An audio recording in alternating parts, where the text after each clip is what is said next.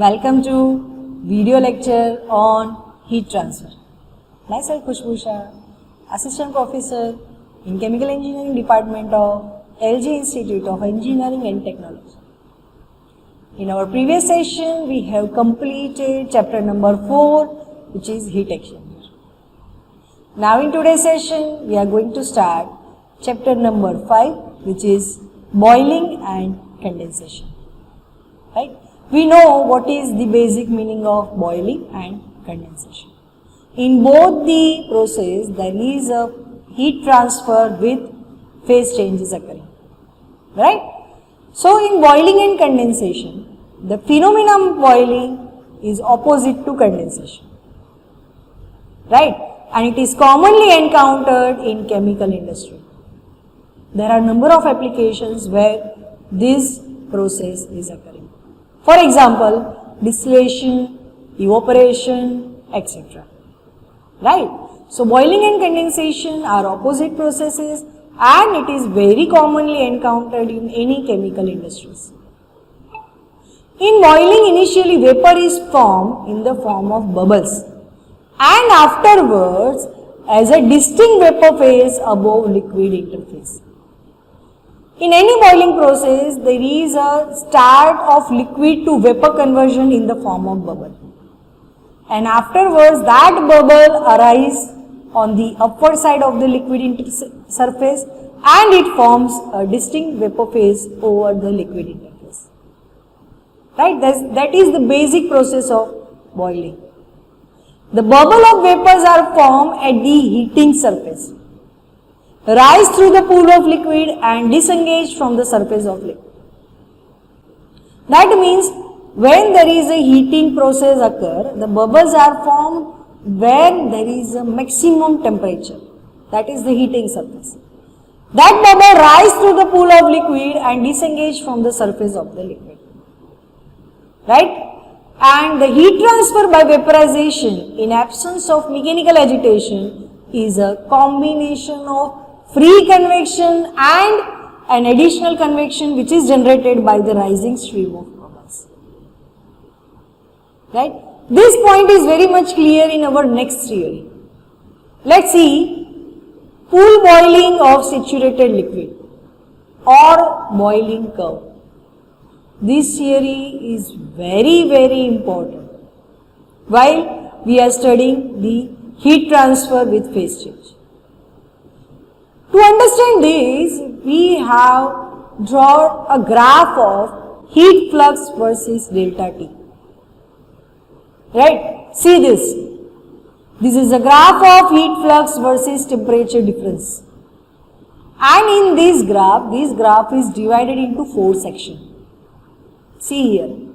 This is the graph of heat flux versus delta T and this graph or this boiling curve is divided into 4 sections.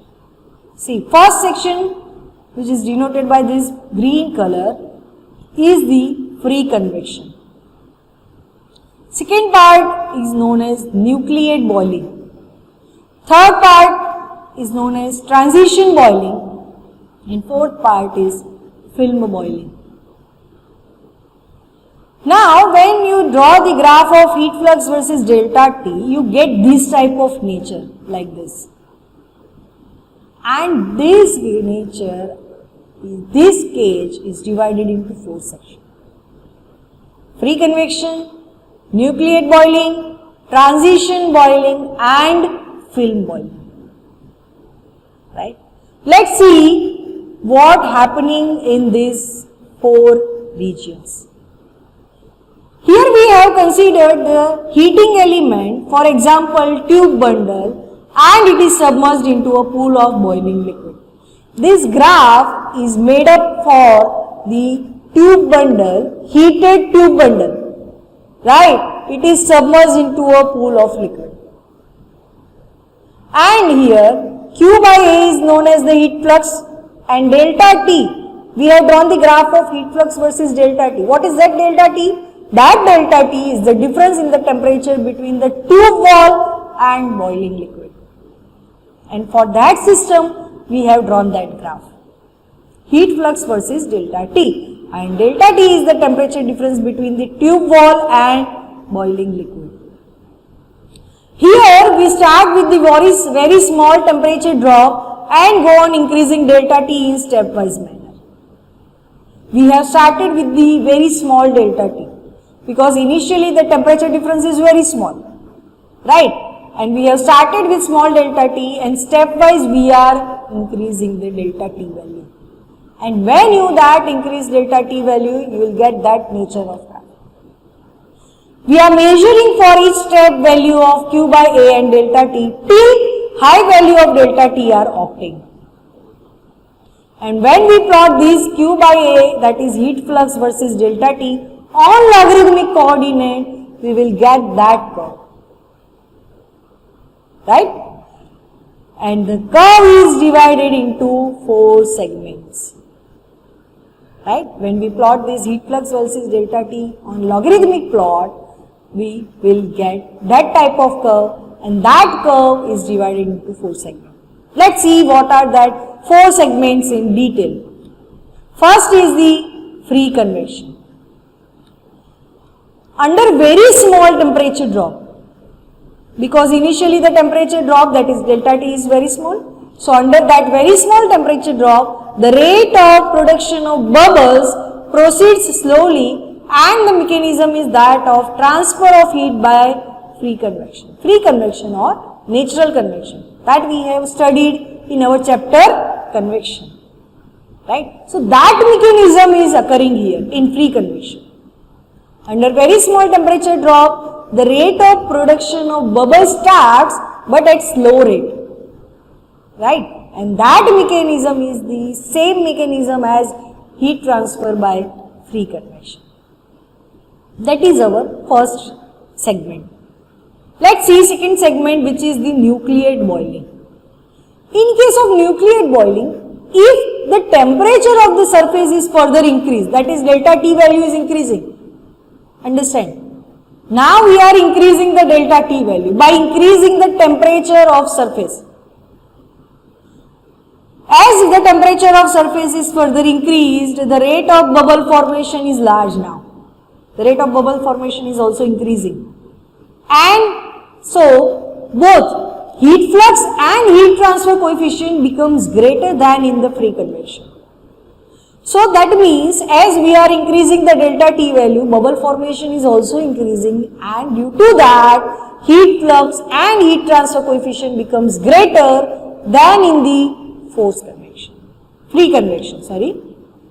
Now the temperature drop corresponding to point C is called the critical temperature drop. We have shown in the graph.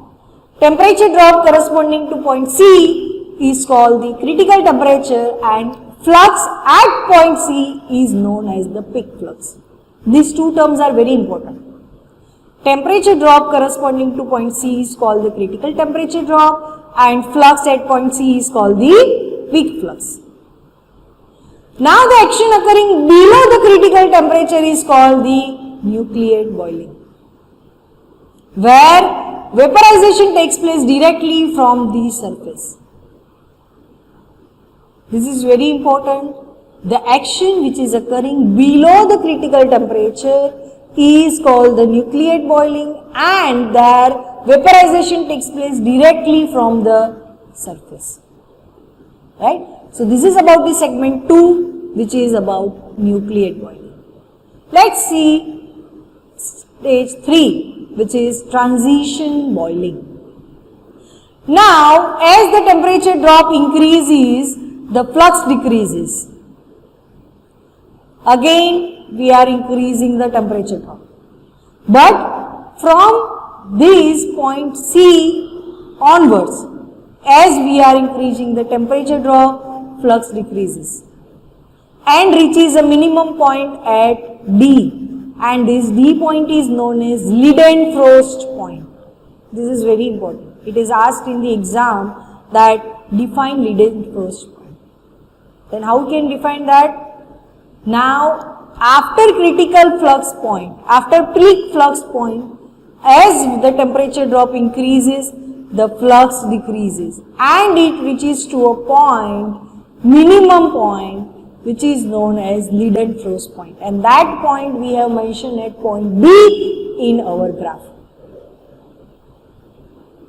The boiling action occur over this segment is known as transition boiling, where the minimum of heat flux is obtained.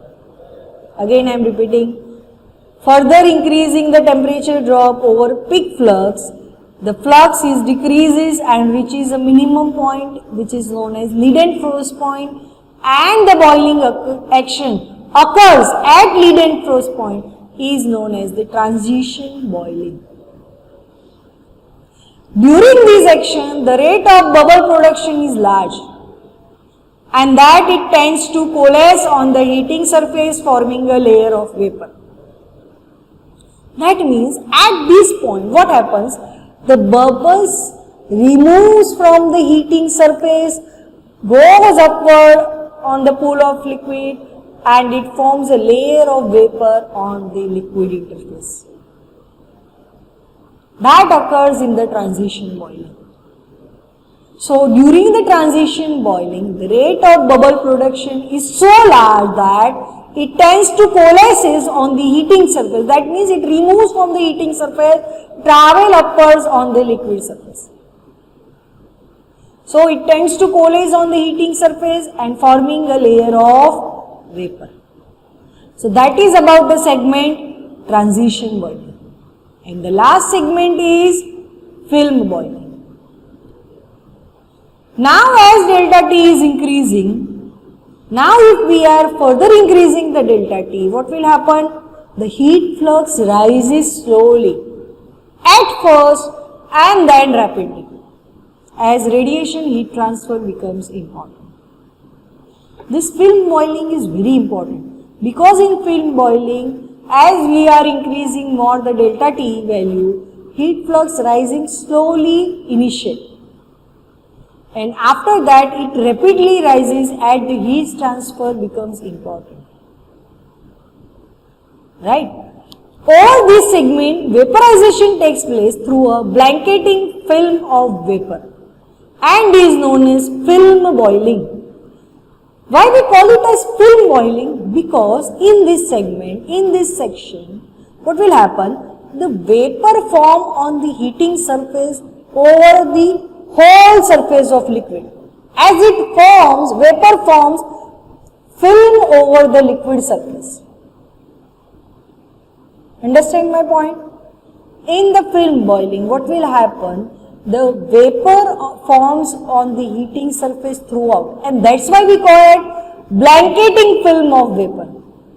It forms a blanket over the heating surface, right? So that's why we call that over this segment vaporization takes place through the blanketing film of vapor. It forms, vapor will form over the liquid surface as a film, and that's why we call this segment as film boiling.